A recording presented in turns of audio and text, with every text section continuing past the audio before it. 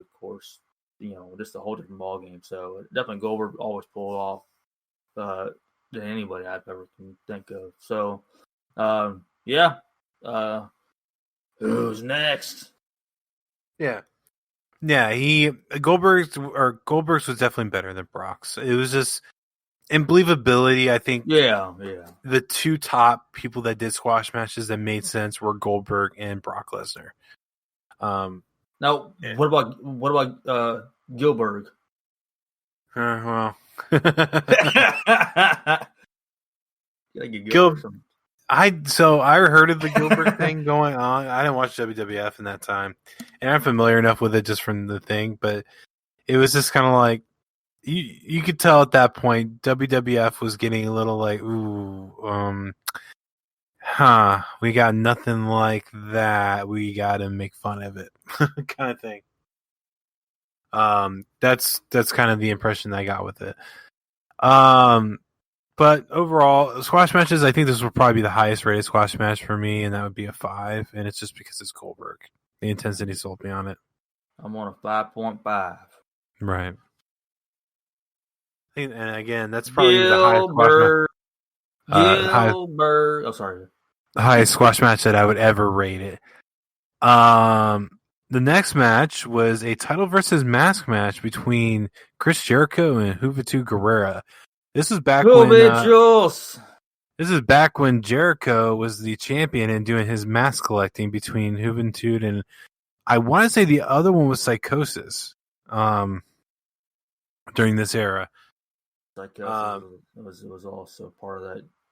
Under that time frame too, but not like in that time frame. I guess right. He was the next one in line. How about that? Exactly.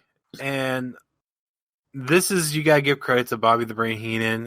One of the things we didn't talk about the 3 announced crew on this one was Tony Schiavone, Mike Tenay, and Bobby Heenan, and those guys always fed off each other very, very well. Oh yeah, but. If you want to hear Bobby the Brain Heenan tell you someone that's ugly that really doesn't deserve to be called ugly during this era, you got Bobby. He was acting like he was really repulsed by the look of Juventud Guerrera. That was a good sell. Who was a good looking dude and a very talented wrestler in general. But yeah, he took out the mask and for the Brain, he's pulling off his. Oh, it looks hideous. I'm like, Put it back on. The only mask thing that I thought was kind of better, and honestly, I don't like that WCW did it, but they had Rey Mysterio take off the mask. And the only thing I thought was better, and this was kind of like making Nash look like a heel, like an asshole, was when he was going to give the mask back to Rey. He goes, "Oh, you can have this. It doesn't fit me anyway." That's the only thing I ever thought was better about someone trying to play off the mask thing. Yeah. Personally, I was a young fan back then. I hated this match because I wanted it, the mask meant so much. I understand the curiosity, what's this person look like under the mask? It's a curiosity thing. Some people loved it, obviously. I hated it. I'm one of them. Dumbass idea. Off Bischoff to do something like that. I was like, dude, this is not this is not part of who you are, so you're not gonna understand it. It's a legacy part, and I have to disagree with you. It's like I think it's a dumbass move back then, and it's like I get the fact. Oh, it's entertainment. I get that, but it's there's different ways to pull off entertainment. But it's just that you're taking away something that means a lot more than what you think it is. So, like I said, curiosity as a kid, I looked at it, I'm curious, but more or less, I just like, no, just terrible move, terrible decision, but it is what it is. Jules! Yeah, I was one of those. I was in the camp of being curious what people looked like under the mask, and I can appreciate what Ray did without the mask, being part of the Filthy Animals and stuff like that. Allowed the progression of the character. Same with Juventud. Juventud became the Juice and a variation of The Rock, and a lot of his stuff tied into it. That either way, do you have your notes on what you rated this one? 7.3. 7.3. Yeah, I went with a 7 on this one. very good workers in the ring. Jericho, this was more along the lines of peak cruiserweight Jericho. Jericho, I don't even think he should have been considered cruiserweight back then, but he was definitely still doing character work, heel character work, which honestly he kind of blossomed at WCW, which led to him go to the WWE, and this is just an example of good heel work on his part. We go from that to everybody ready for the worst match of the night. Wait. One more time. Jules! Get Jules! Okay, go ahead. We're gearing up for the worst match of the night. Let's look who's up next. We got the British Bulldog and Steve Mongo, the Botch McMichael. I hate ripping on guys because I'm not a wrestler. I'm not telling you how to work and not work. But if your people that are working with you who are as talented as the British Bulldog can't get a good match out of you without you botching or even getting picked up when he's trying to drag you up to the point he's grabbing you by the hair, getting frustrated with you, that's not a good sign. And the fact that Mongo McMichael has a Twitter dedicated to clips of him botching in the ring says that all that needs to be said about Steve Mongo McMichael. I get it. You tried. It just didn't work. You didn't pick up how to do this correctly. And Goldberg is not a premier worker, but Jesus, he's better than you.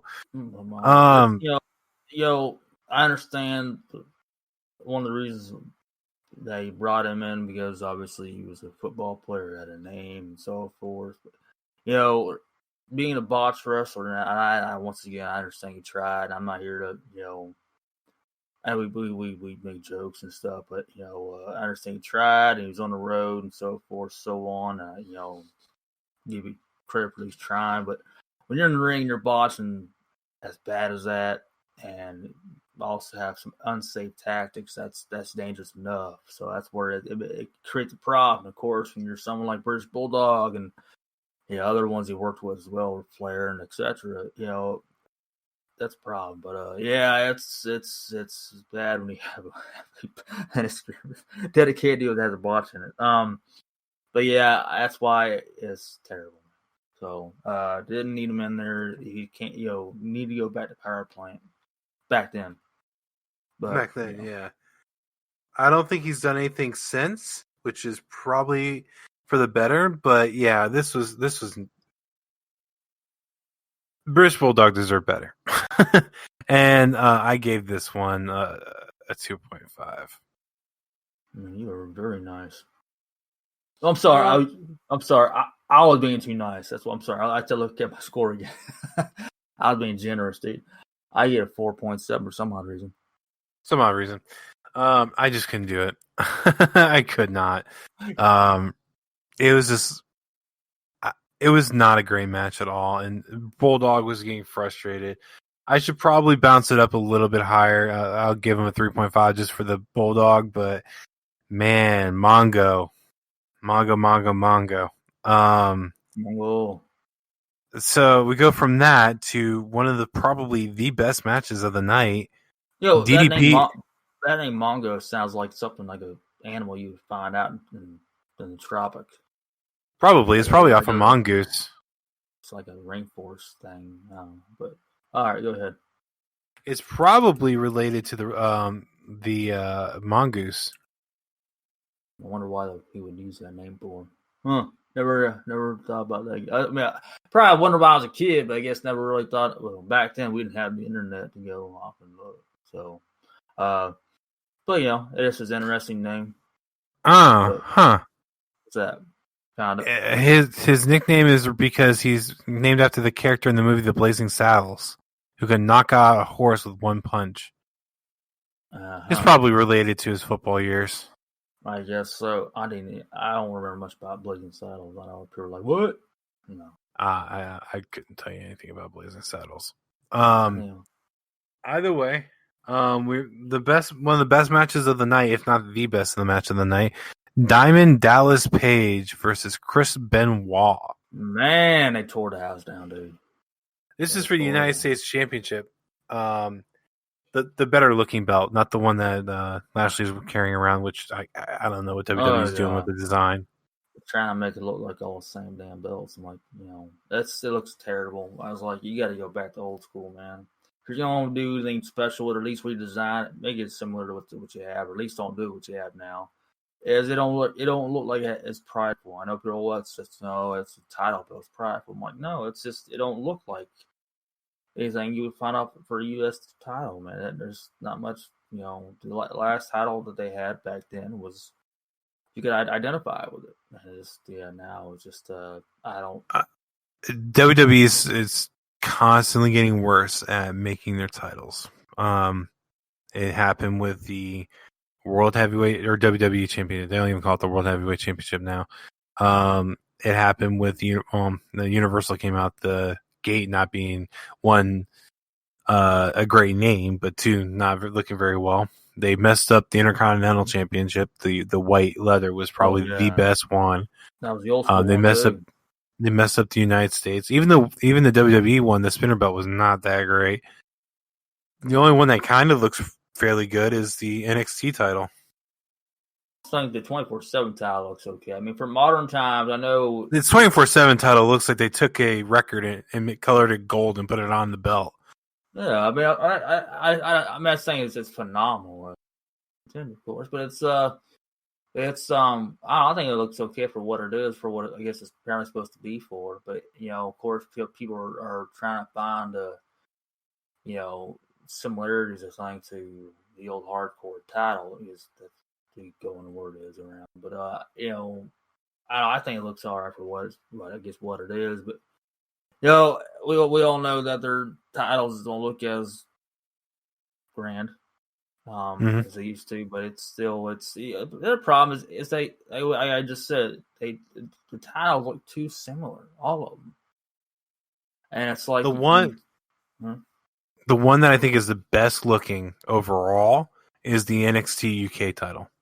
That looks like a prestigious championship. Actually, I don't think if I've seen it, I probably wouldn't know it, or at least I wouldn't have thought about it, but I think NXT title looks pretty decent. It's got its own identity too. That's what makes it even better. But if you try and make it the Universal title and the WWE title, women's title, you make it U.S. title as well. You're trying to make it's got too much similarities to it. Let it be its own titles, like old school, and and it had its own uniqueness. But it loses that. But I just sent it into our chat so you can see what the NXT UK title looks like. Yeah, that's a good looking title, and you can see that's unique enough to where it represents something. If I saw a title, I would know. I mean, other than reading the words, United Kingdom, I think, okay, that would resemble. It looks prestigious. Yeah, it does. That's very prestigious. Yeah, that's unique, prestigious. I mean, that's what I'm saying. That's something that I would go along with by far. It looks like you're not just holding their title; it's like somebody else's title.